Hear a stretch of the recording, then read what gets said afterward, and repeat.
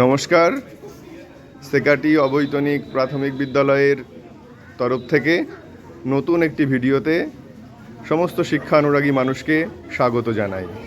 আমরা আজকে আপনাদের দেখাবো আমাদের বিদ্যালয়ের প্রার্থনা সভাটা আমরা কিভাবে পরিচালনা করি। প্রথমে আমাদের প্রার্থনা সূচিটা একটু দেখিয়ে নেব, কোন দিন কি হয়। আজ মঙ্গলবার, স্বাস্থ্যবিধান গান, জাতীয় সঙ্গীত, সঙ্গে সুঅভ্যাস এবং কুঅভ্যাস আছে। এবার আমরা দেখব কিভাবে আমাদের প্রার্থনা সভাটা অনুষ্ঠিত হয়। শ্রেণী বিশ্রাম, সাবধান, বিশ্রাম, সাবধান। প্রার্থনা সভা শুরু করো। সুপ্রভাত, সুপ্রভাত। আজ 25শে অগ্রহায়ণ, 1430 বঙ্গাব্দ,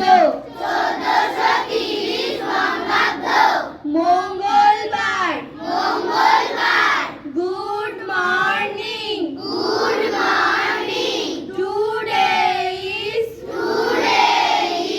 12th day of December 2023, Tuesday. Buddhadeb বলেছিলেন, পিতা মাতা ও গুরুজনদের সম্মান ও সেবা করো। Cervantes said that honesty is the best policy. Confucius বলেছিলেন, 1 বছরের পরিকল্পনা হলে ধান চাষ করো, 10 বছরের হলে গাছ লাগাও ও 100 বছরের হলে শিশুকে শিক্ষা দাও। চাণক্য বলেছিলেন, ধর্মের চেয়ে ব্যবহারই বড়। নমস্কার। আজকে আমি 12ই ডিসেম্বর অর্থাৎ আজকের দিনের কিছু তাৎপর্য ব্যাখ্যা করব। এই আজকের দিনেই 1398 সালে দিল্লিতে তৈমুর লংয়ের কর্তৃক 1 লাখ খুন হয়। আজকের দিনেই 1905 সালে আমাদের ভারতীয় ইংরেজি লেখক রজনীকান্ত মূলক এর জন্মদিন। 1911 সালে আমাদের ভারতের রাজধানী পরিবর্তন হয় এবং সেই সময় আমাদের কলকাতা থেকে এই রাজধানী দিল্লিতে স্থানান্তরিত হয়। এই ভারতেই 1950 সালে রজনীকান্ত সেনের জন্মদিন। তিনি জন্মগ্রহণ করেন আমাদের এই ভারতে। 1981 সালে আজ আমাদের যুবরাজ সিং, আমার ভারতীয় ক্রিকেটার যুবরাজ সিং এর জন্মদিন। 2005 সালে তিনি এই আজকের দিনেই সন্দীপন চট্টোপাধ্যায় প্রয়াত হন। নমস্কার। নমস্কার। আজকে আমি কিছু সুঅভ্যাস ও কুঅভ্যাস বলবো।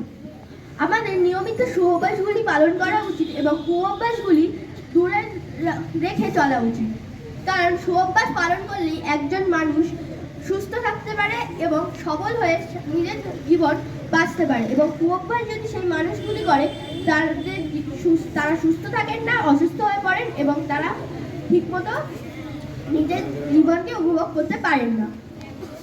তেমনই কিছু সুঅভ্যাস হলো নিয়মিত দিনে 3 বার দাঁত মাজা, সকালে উঠে একবার, খাওয়ার পরে একবার এবং রাত্রিবেলা শোবার আগে একবার।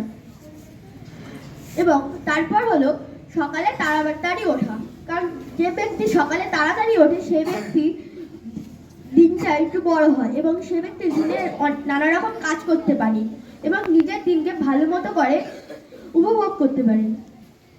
তারপর হলো ঠিক মতো খাবার খাওয়া এবং তেলে ভাজা এবং বাসি জিনিস না খাওয়া, কারণ তেলে ভাজা বা বাসি জিনিস খেলে পেটের অসুখ হয় এবং পেটের অসুখ হলে মানুষ কখনো সুস্থ থাকতে পারে না এবং বাসি খাবার হলেও সেটি হয়। আর যদি আমরা পুষ্টিকর খাবার খাই তাহলে আমাদের দেহ সুস্থ থাকে এবং আমাদের কাজ করতে কোনো দ্বিধাবোধ হয় না বা অসুবিধা হয় না। তারপর হলো নিয়মিত বিদ্যালয়ে আসা, কারণ আমরা যদি নিয়মিত বিদ্যালয়ে না আসি তাহলে আমাদের কোনো জ্ঞান লাভ হবে না এবং আমরা কোনোদিনই কোনো সফল জায়গায় পৌঁছতে পারবো না। তাই জন্য আমাদের নিয়মিত বিদ্যালয়ে আসতে হবে। নিয়মিত স্নান করতে হবে সাবান দিয়ে, কারণ যদি নিয়মিত আমরা স্নান না করি তাহলে আমাদের ত্বকে নানা রকম সমস্যা হতে পারে, যেমন দাঁত, হাজা, চুলকনি ইত্যাদি রকম সমস্যা হবে এবং আমরা অসুস্থ হয়ে পড়ব। খাওয়ার আগে হাত ধোয়া, কারণ আমরা যদি খাওয়ার আগে হাত না ধুই তাহলে নানা রকম জীবাণু আমাদের পেটের মধ্যে ঢুকবে। নিয়মিত নখ কাটা, নিয়মিত নখ না কাটলে আমাদের নখে নানা রকম যে জীবাণুগুলো থাকে সেগুলি আমাদের পেটে যেতে পারে এবং পেটে গিয়ে আমাদের নানা রকম অসুখ হতে পারে। এবার আমি বলবো কিছু কুঅভ্যাসের কথা। প্রথমে যে কুঅভ্যাসটা আমি বলবো সেটি হচ্ছে সকালবেলা দেরি করে ঘুম থেকে ওঠা। যদি আমরা দেরি করে ঘুম থেকে উঠি আমাদের দিনটা ছোট হয়ে যাবে এবং আমরা কোনো কাজ ঠিক মতো করে করতে পারবো না, এবং আমাদের যদি কোনো তাড়াতাড়ি যদি কোনো কাজ থাকে তাহলে আমাদের মনে হবে যে আর একটু তাড়াতাড়ি ওঠা উচিত ছিল। তাই জন্য আমাদের সবসময় তাড়াতাড়ি উঠতে হবে এবং এইটিকে নজর রাখতে হবে যাতে আমরা কখনোই যেন দেরি করে না উঠি। তারপর হচ্ছে নিয়মিত যোগব্যায়াম না করা বা নিয়মিত না হাঁটা বা নিয়মিত না দৌড়ানো।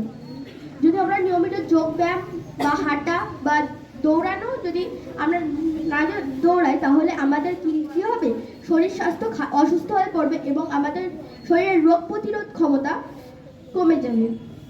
তারপরে আমি বলবো খাবার আগে হাত না ধোয়া। যদি আমরা খাবার আগে হাত না ধুই তাহলে আমাদের পেটে নানা রকম অসুখ হবে, কারণ আমাদের হাতের যে জীবাণুগুলো থাকে সেগুলো আমাদের যদি পেটে যায় তাহলে সেগুলি দিয়ে আমাদের পেটে নানা রকম অসুখ হতে পারে। তারপর হচ্ছে নিয়মিত নখ না কাটা। আমরা যদি নখ না কাটি তাহলে আমাদের যে মাটি থাকে বা ধুলোবালি থাকে সেগুলো হতে পারে আমাদের পেট থেকে, মানে আমাদের পেট নখ দিয়ে আমাদের পেটে চলে যেতে পারে। ঠিক মতো করে দাঁত না মাজা।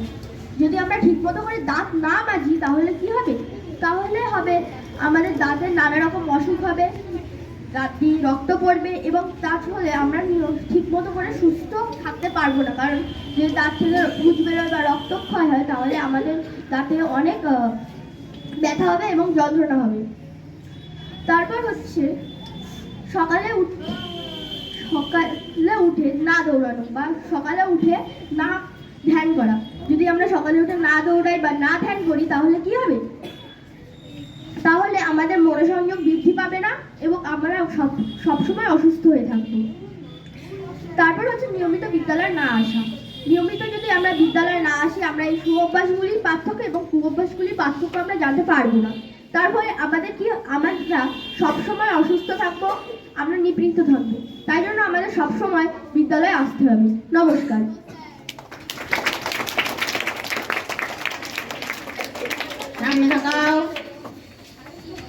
সবাই একসঙ্গে স্বাস্থ্যবিধান গান শুরু করো।